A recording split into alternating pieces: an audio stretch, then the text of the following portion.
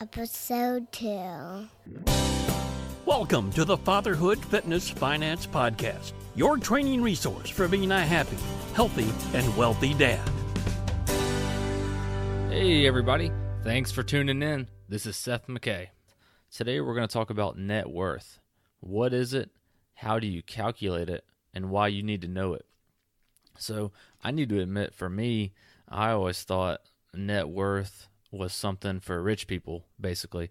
You'd see it in Forbes magazine or whatever publication, and it was just 1.5 million, 3 million, what, a billion, right? Whatever it is. And it wasn't really something that the average Joe needed to know because we didn't have any net worth really to speak of. And that was always my opinion on it, but that changed a few years ago.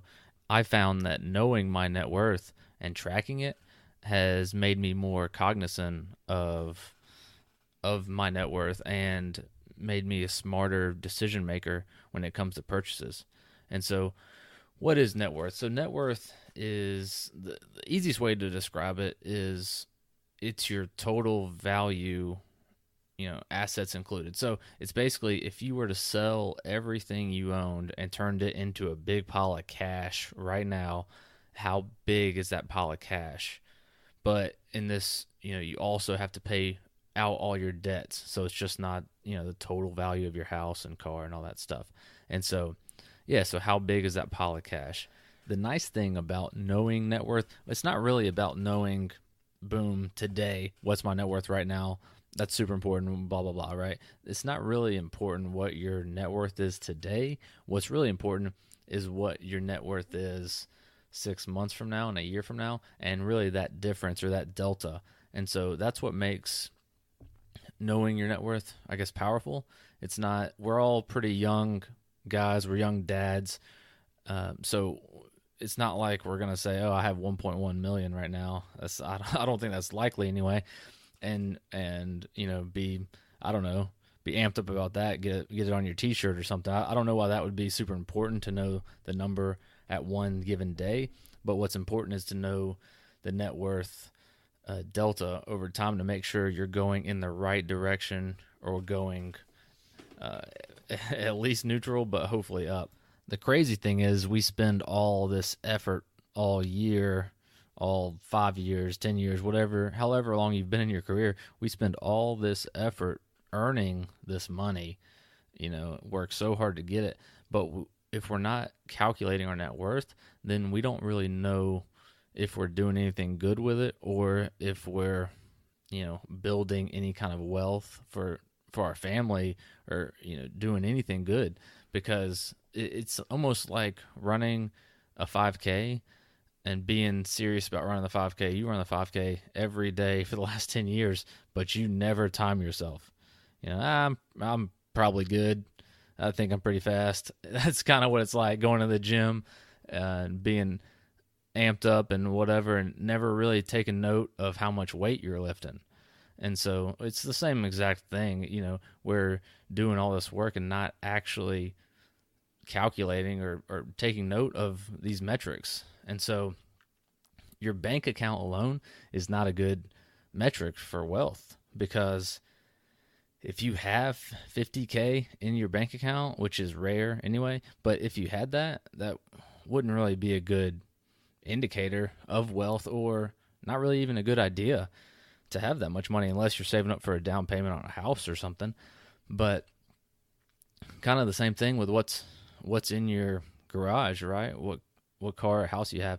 None of that alone is a good indicator of wealth, because on the other side of all these cash, there's usually debt associated with it. And so on all the assets. And so none of those factors alone are a good indicator. And a good example is in my joint banking account, we keep like $3 to $5 grand is kind of our number to keep in there for, running expenses, whatever,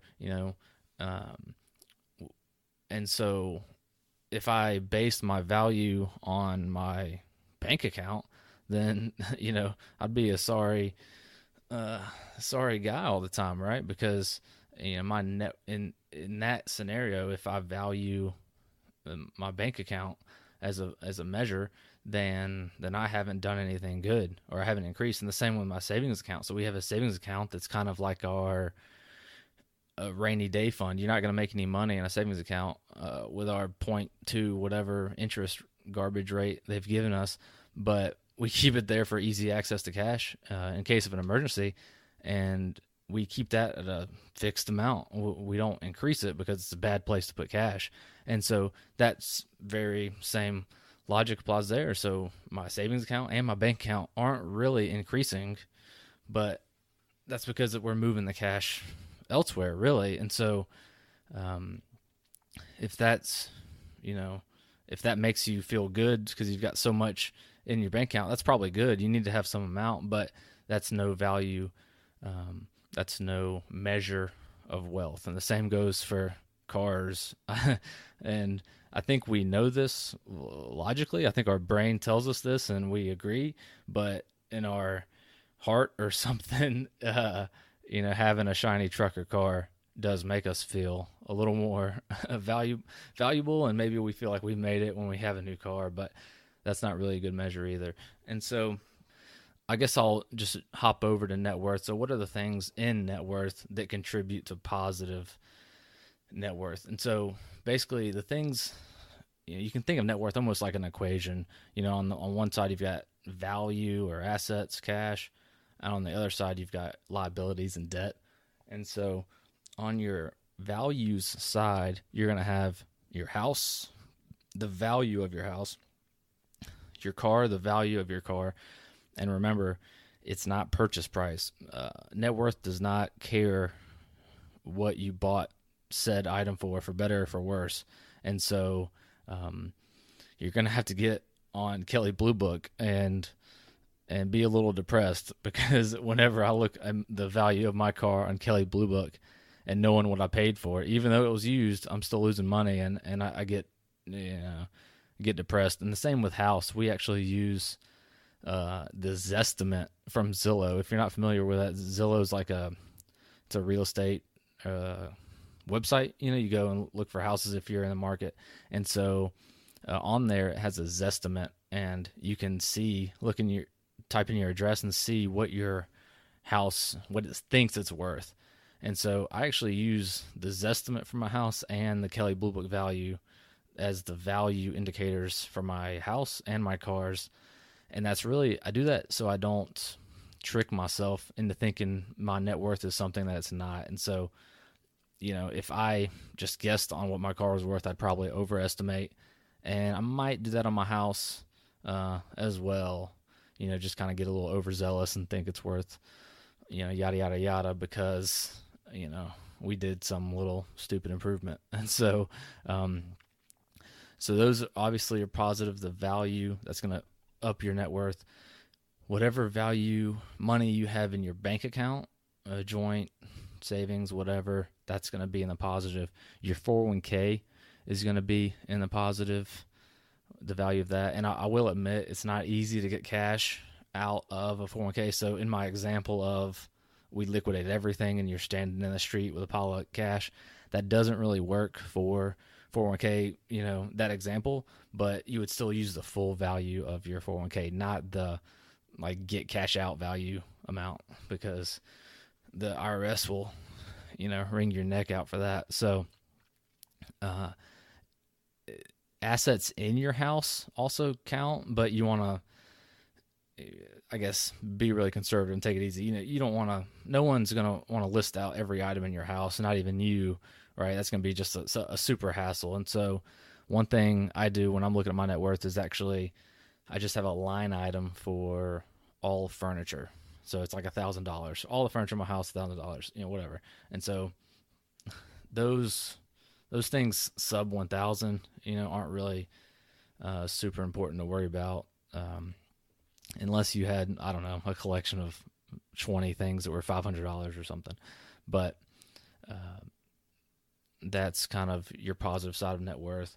All right, so negative side of net worth is going to be your liabilities. So credit card debt, if it's significant, I don't actually put mine on there because I pay my credit card every Friday. But, if you had a significant, hopefully you don't, but I'm sorry if you do, try to work on that. If you had a significant credit card debt, you'd put that on there, student loan debt, your mortgage, the remaining balance on your mortgage, same with a car note. And so you can see pretty quickly, I mean, that's a lot of things. If you have student loans, a car note, and a mortgage, it's certainly possible to have a negative net worth. And, if that's you, I've been in that boat. Actually, the first time I calculated my net worth, I was negative 40 grand. And so I think I calculated my net worth because I saw in an article about what are some habits that wealthy people have that average Joes should adopt. And one of the items on there was calculating and knowing your net worth. And that made a lot of sense to me because, I'm trying to, theoretically be a millionaire one day, right? And so it makes sense to calculate your net worth even when you're not a millionaire because, so we know all these wealthy people are paying attention to their net worth. Like, at what point did they start doing that, right? Is there a threshold? Like, oh, my net worth's worth $1 million. I better start calculating net worth, there's not some automatic, rich person light bulb that goes on and, oh, boom, know my net worth. It's one of those habits where we need to adopt it at some point. So we might as well adopt it now and use that information to better our decision making. And so, I read that magazine. It made a lot of sense to me. And so I get home and I calculate my net worth, and I'm I knew it wasn't going to be much, but I guess I don't know how shocked I was at the time, but it's shocking to think about. But I was negative 40 grand, and the reason is because I didn't have any real assets. And so I was living in an apartment. We had just got married. I just graduated college. And, the biggest item that I had to worry about was, we had 2 cars and, like a 16-foot box truck of stuff, right? So we maybe had 20 grand of value, and I had roughly 60 grand in student loan debt. And so that's negative 40. And so that was kind of a bad deal. But I remember celebrating when we got to zero, and that's kind of a funny concept, right? Celebrating because you were worth nothing. I kind of feel like a sad clown, right now, laughing but crying on the inside because it's kind of rough to think about celebrating getting a zero. But I kind of mentioned that to encourage any of you guys that find yourself below zero, because I've been there. And in this world of debt, we've normalized debt, and so it's going to be really popular. But the important part is to know whatever your value is today, know 6 months from now that you've improved it and you're in a better spot. So I guess I'll talk about the nice thing that I found with net worth is it seems to have made me more thorough in my decision making and more cognizant of what I'm doing with my money. And so when I do something as simple as go to the movies and spend a depressingly amount of money, $40, whatever it is for, one ticket, right?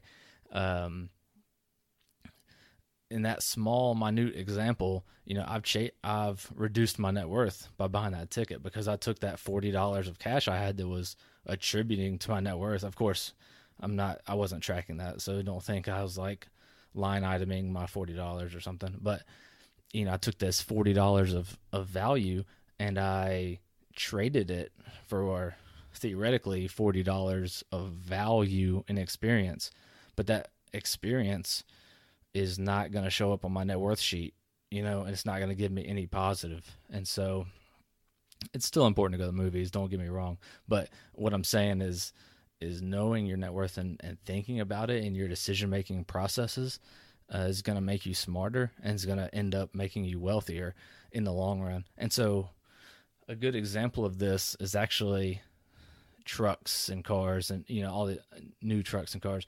I'm sorry if you just bought a new truck. I guess I'm not, though, because, I'm a little jealous too. So I'll do an example of that. So let's say all I have to my name is 50 grand of cash. So my net worth would be 50 grand because that's all I've got. I'm standing in the street with my pile of 50 grand. And so I walk down to the dealership and buy my new truck. And I trade my 50 grand of cash, that's my net worth, for 50 grand of truck in value. And so my net worth is no longer 50 grand, though, because we all know, once I drive that thing off the lot, now I'm at 45 grand, right? And so in a single day, I've dropped my net worth 5 grand. Maybe it's not a day, maybe it's 2 weeks, whatever it is. So that one decision dropped my net worth 5 grand. And so the depressing part of it, or the tough part to swallow, for me at least, is that that's not a one-time loss on that 5 grand. The next year, a year from now, I'm going to lose another 10 grand in depreciation. So now my truck's worth 35 grand. So now my net worth just took another hit because I had that truck on my net worth sheet as worth 35 grand. But the next year it's worth, it was worth 45. Now it's worth 35. So I've lost 10 grand in net worth by doing nothing. So that 50 grand of cash I had a year ago has now dwindled down to 35. And we kind of know what happens the next year, right? Maybe now I'm down from 35 to 28, and so I've taken that money and I'm essentially going to dwindle it down to nothing eventually.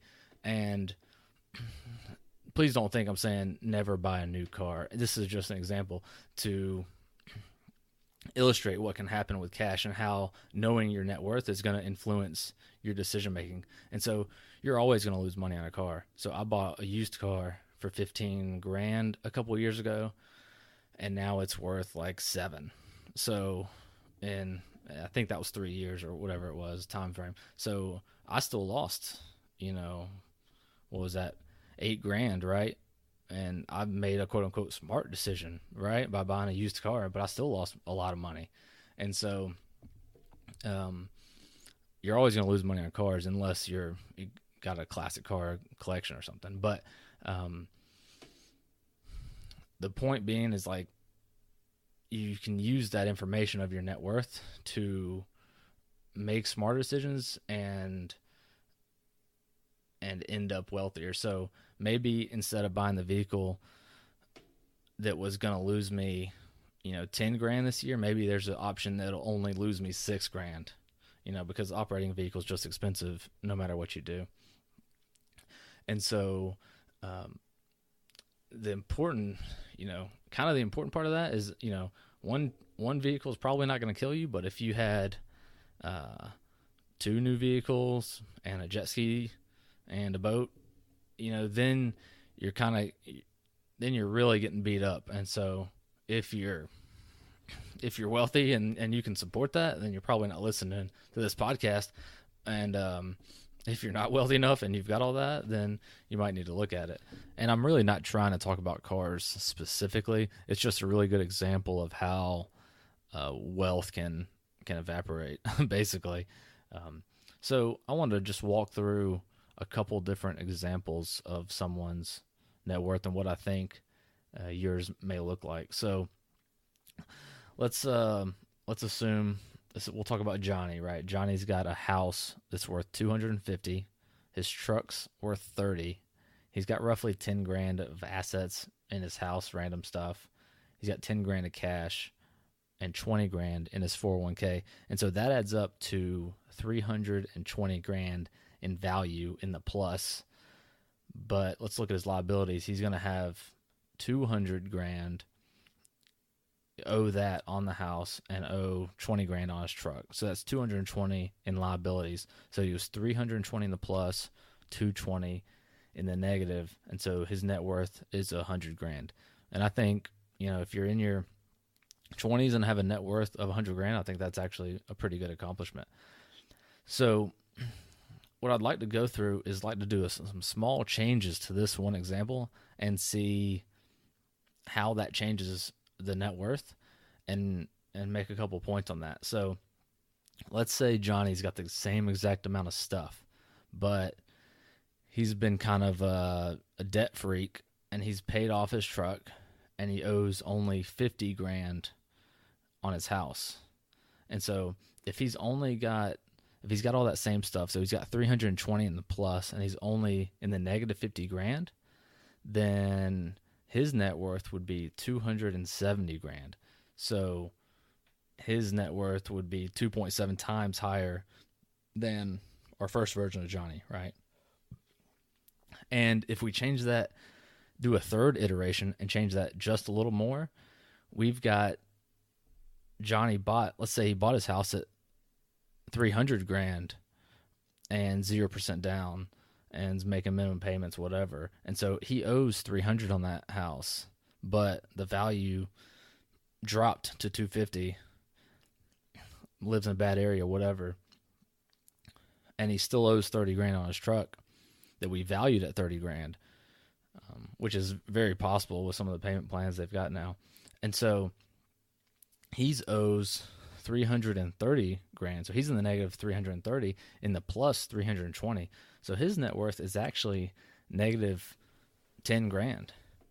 The thing I like about this example is we have Johnny, who on the appearance level is the same guy. You know, he's your neighbor.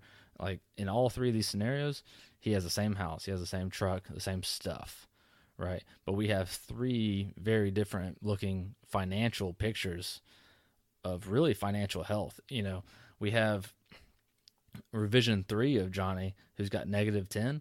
I mean, he's in tough shape in terms of security. You know, he's put his family at risk for foreclosure and, you know, kind of bad financial times. And so our number one priority as a father, as dads, you know, is the security of our family and our kids. And that includes a house and food. And so, you know, people talk about what's the smartest thing to do with your money, yada, yada, yada. But, you know, our number one obligation is to supply a house and to supply food, in my opinion. And Johnny, number 3 here, is in big risk of that. So if he loses his job and is out of work for a couple months, you know, he's going to lose his house. And he's just set himself up for a scenario that has no stability or no security. And so looking at Johnny number 2 only owes 50 grand on his truck.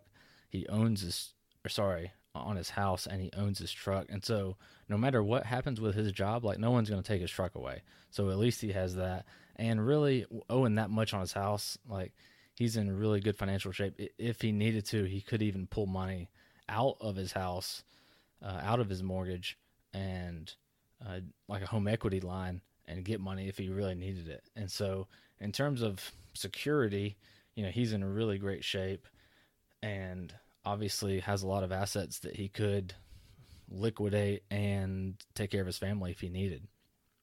And then Johnny number 1, I think, is kind of our more average Johnny, our more typical situation, where he's in pretty good financial shape, but he's not, I would say he's still a little vulnerable, you know, because there's not a ton of assets there. At only 100 grand, he can't absorb a ton of financial hardships. And so the thing that's really neat here is all 3 of these guys are very different, but they all look the exact same. And so I read a book a couple years ago called The Millionaire Next Door, and the whole point of the book was just that millionaires live pretty normal lives. You know, we think they are drinking, I guess, champagne and popping bottles on yachts all the time. But in reality, like in America, like your average millionaire is a pretty normal guy. And so, you know, and usually when someone calls themselves a millionaire, it's their net worth that's $1 million. And so we have Johnny number 2 at 270 net worth. You know, he's not a millionaire, but he's actually, you know, he's on his route there, and he's living a totally normal life. And he lives in the same house as this guy with negative net worth. And so the thing I want to, I guess, encourage you on is that, just because you live in a normal house doesn't mean that means have this appearance of being poor or aren't as wealthy as you should be, because your neighbor might be a millionaire and you not even know it, right? So instead of chasing this image of wealth and this impression of wealth, trying to give your neighbors, the impression that you are wealthy, instead try to concentrate on your net worth and accumulating real wealth for yourself and your family. And it'll put yourself in a lot more secure position. And more importantly, it'll put your family in a more secure position. Well, all right, guys, I think we're going to wrap it up on that. And so I hope you learned something. And just remember, whatever your number is today, don't sweat it. What's important is what your number is 6 months from today and a year from today, and to make sure you're still going up. And so on the show notes on our website, I'll post a Excel sheet that I use. I'll put a template on there. It's a simple net worth calculator. Another good resource is mint.com. I used them earlier in my marriage to get a handle on our budget and figure out where all his money was going. Admittedly, I don't use them actively right now because I used them for like a year and I felt like I had a good handle on our budget. And so also on the Mint, it's kind of like a personal budget deal. You can see where your money's going, and they'll also calculate your net worth. And I believe even look up Kelley Blue Book values on your cars for you. So pretty neat deal. But thanks for taking the time, and we'll catch you on the next episode. Thanks, guys. Bye. Thanks for listening to the Fatherhood Fitness Finance Podcast. You can find us at fatherhoodfitnessfinance.com.